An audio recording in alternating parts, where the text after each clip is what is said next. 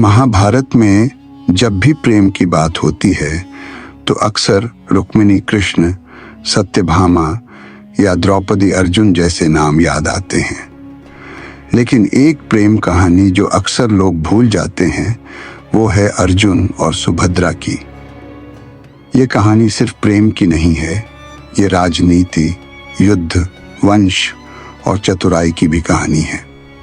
कहानी की शुरुआत होती है अर्जुन के वनवास से। जब पांडवों ने द्रौपदी को एक गलती की वजह से पांचों भाइयों में बांट लिया, तब कुंती और युधिष्ठिर ने तय किया कि हर भाई बारी बारी से द्रौपदी के साथ 1 वर्ष बिताएगा। अगर उस दौरान कोई दूसरा भाई उनके बीच आता है तो उसे वनवास जाना होगा, चाहे वो मजबूरी में ही क्यों न गया हो। ऐसा ही एक दिन आया जब अर्जुन को एक ब्राह्मण की मदद करने के लिए अपने शस्त्र लेने द्रौपदी के पास जाना पड़ा। नियम टूट गया और अर्जुन को वनवास जाना पड़ा 1 वर्ष के लिए।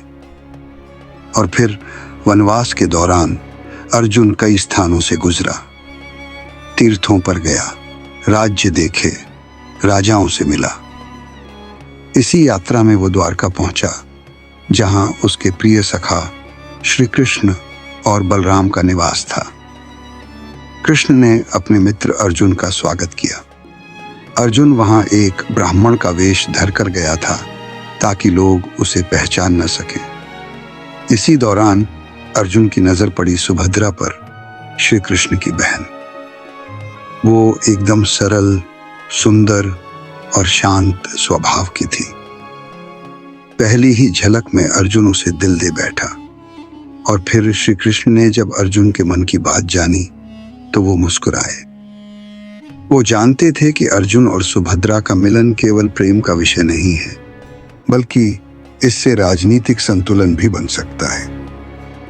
अगर सुभद्रा का विवाह अर्जुन से होता है तो पांडवों और यादवों का संबंध और गहरा हो जाएगा।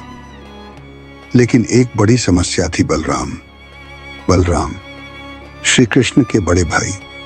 पहले से ही सुभद्रा का विवाह कौरवों के राजकुमार दुर्योधन से करवाना चाहते थे।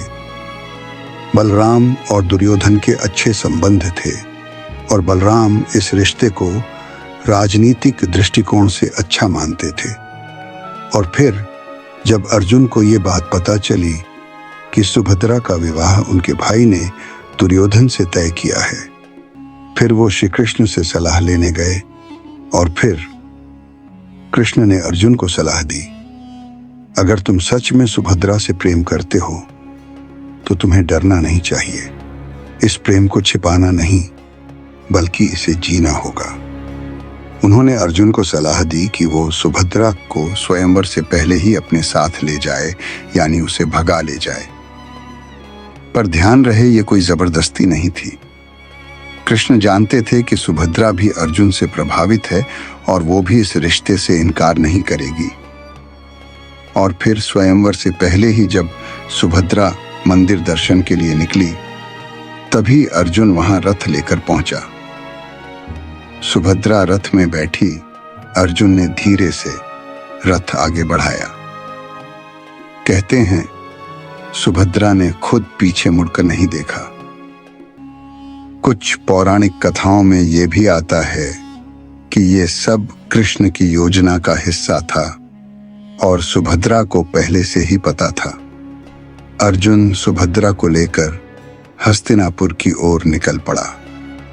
और जब बलराम को इस बात का पता चला कि उनकी बहन को कोई भगा ले गया है और वो भी अर्जुन, तो वो क्रोधित हो उठे। उन्होंने युद्ध की धमकी तक दे डाली। लेकिन फिर सामने आए श्री कृष्ण। उन्होंने बलराम को समझाया, भाई, अर्जुन ने सुभद्रा का अपहरण नहीं किया। ये एक गांधर्व विवाह है और दोनों की सहमति से हुआ है। बलराम को आखिरकार ये बात समझ में आई और उन्होंने इस रिश्ते को स्वीकार कर लिया। और फिर कुछ समय बाद अर्जुन और सुभद्रा का विधिपूर्वक विवाह हुआ। उनका प्रेम अब एक वैध बंधन बन चुका था। इस प्रेम से जन्म हुआ एक और महान योद्धा का अभिमन्यु। अभिमन्यु वही वीर था जिसने चक्रव्यूह में प्रवेश किया और आखिरी सांस तक लड़ता रहा। उसने बहुत कम उम्र में अपनी बहादुरी से इतिहास रच दिया। आपको ये कहानी कैसी लगी? कमेंट करके जरूर बताएं और ऐसी ही और कहानियों के लिए चैनल को सब्सक्राइब करें, वीडियो को लाइक करें। मिलते हैं अगले वीडियो में एक नए योद्धा की कहानी के साथ।